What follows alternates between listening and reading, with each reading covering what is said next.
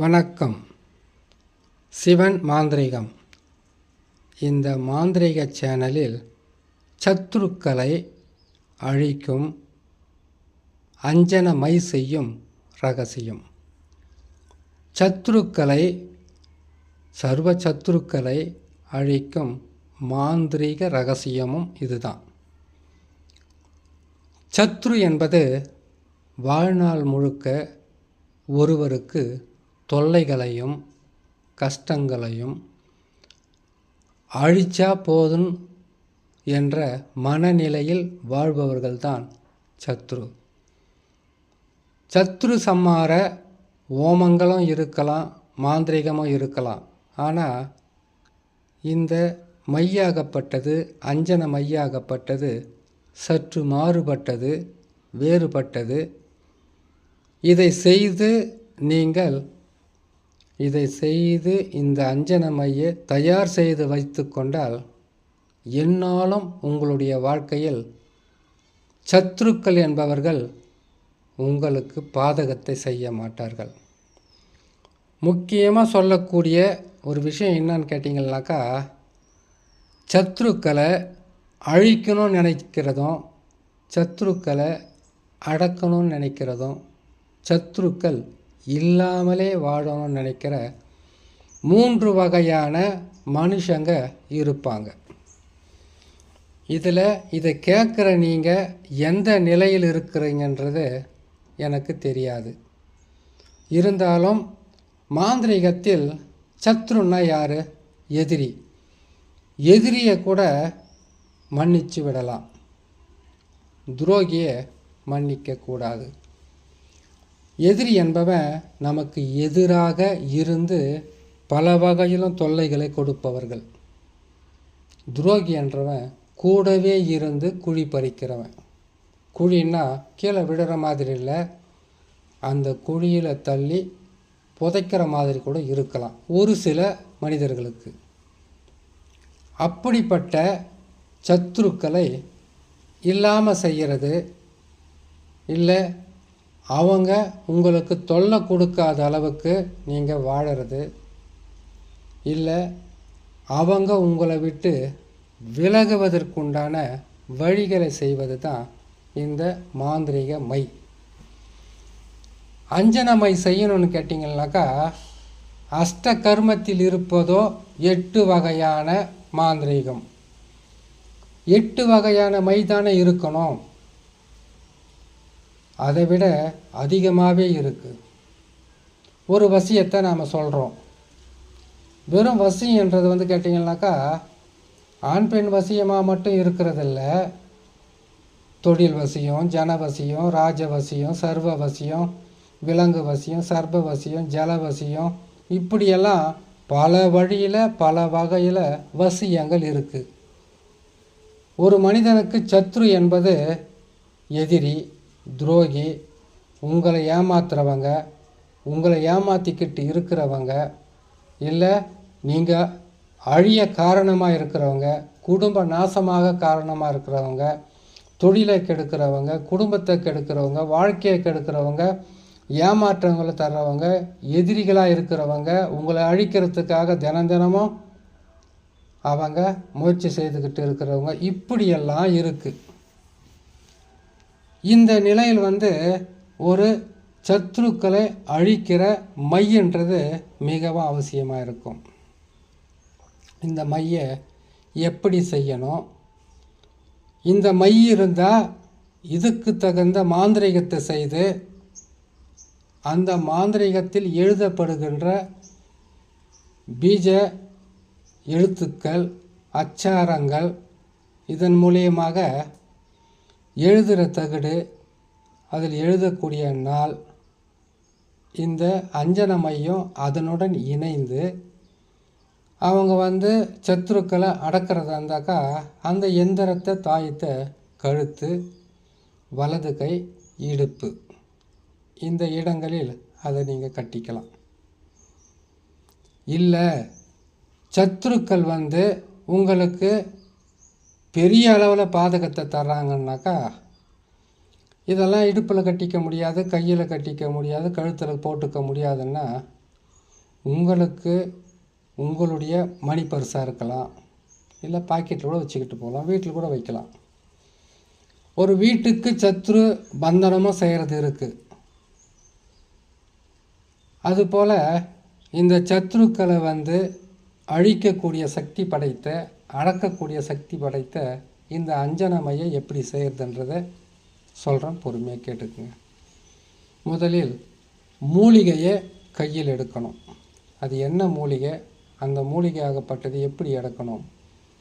ஒரு மூலிகையை நீங்கள் எடுக்கணும்னு கேட்டிங்கன்னாக்கா அதுக்கு மஞ்சள் நூல் காப்பு கட்டி, அதுக்கு மூலிகை சாபம் நிவர்த்தி செய்து, அதற்கு பிறகு அந்த மூலிகையை எடுத்து ஒவ்வொரு பதிவில் சொல்கிறது தான், வெயிலில் காய வைக்கக்கூடாது, நிழலில் தான் காய வைக்கணும்.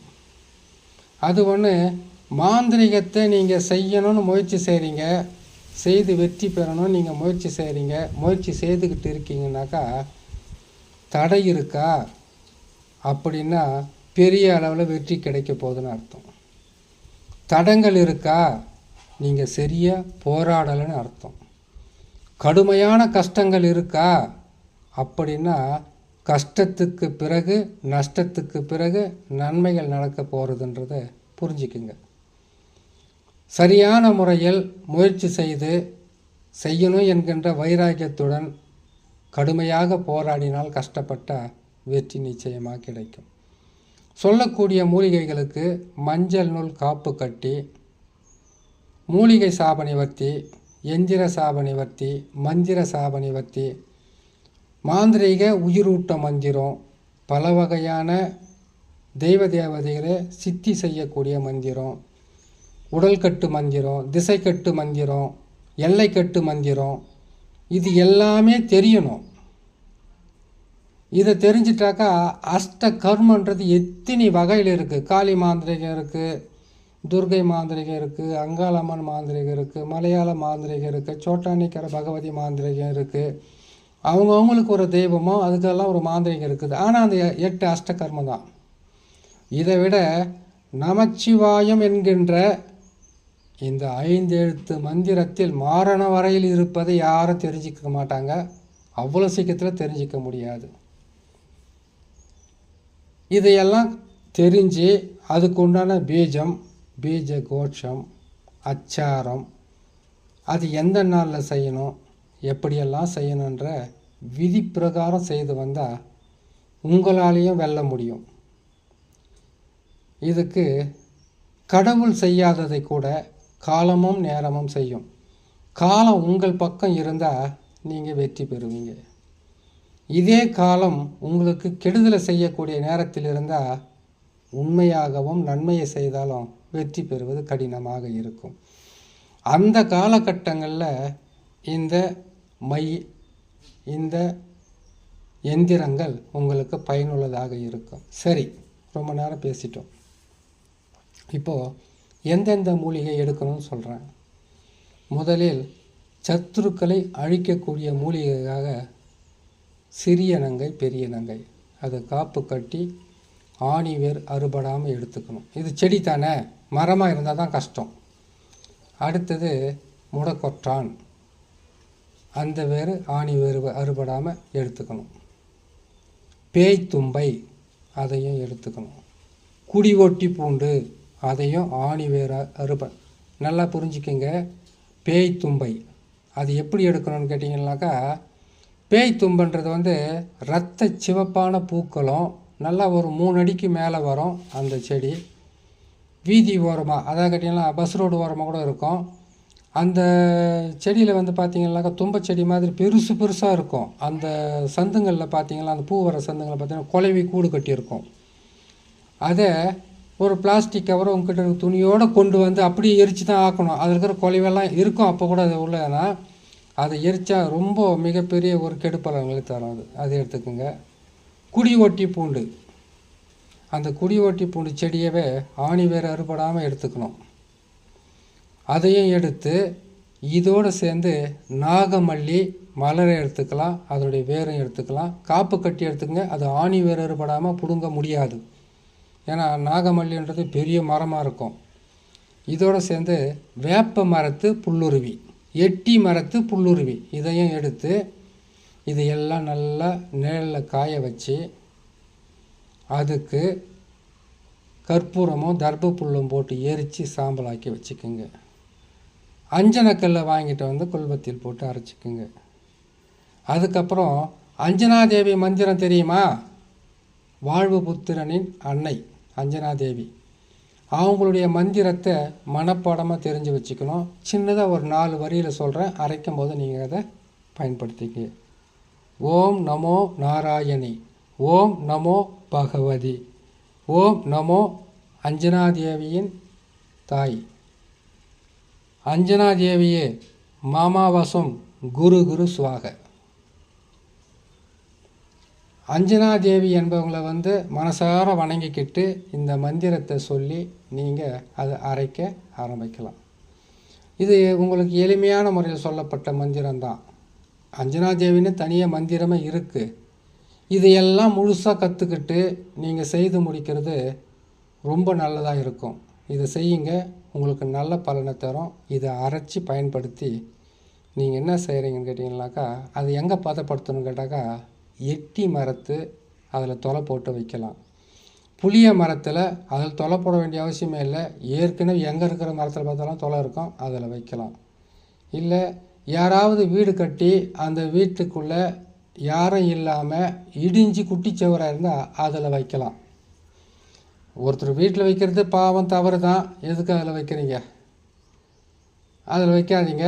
வேறு எங்கேயாச்சும் காளி கோயில், துர்கை கோயில், இடுகாட்டில், சுடுகாட்டில் வச்சு இதுக்கு 48 நாளைக்கு நீங்கள் இதுக்கு எலுமிச்சம்பழம் பலி கொடுத்து 49வது நாள் கருங்கோழி, கோழி, இல்லை வேறு ஏதாவது கல்யாண பூசணிக்காய் கூட பலி கொடுக்கலாம். பலி கொடுத்து அதை கொண்டு வந்து நீங்கள் வீட்டில் வைக்காதீங்க, வெளியில் வச்சு இந்த மாதிரி எதிரியாக இருக்காங்களா அவங்களுடைய பேர், அவங்களுடைய ஃபோட்டோ இதையெல்லாம் வச்சு மாந்திரிகங்களை செய்து அந்த சத்துருக்களை அழிக்க முயற்சி செய்யாதீங்க. முடிஞ்சால் அடக்க முயற்சி செய்யுங்க.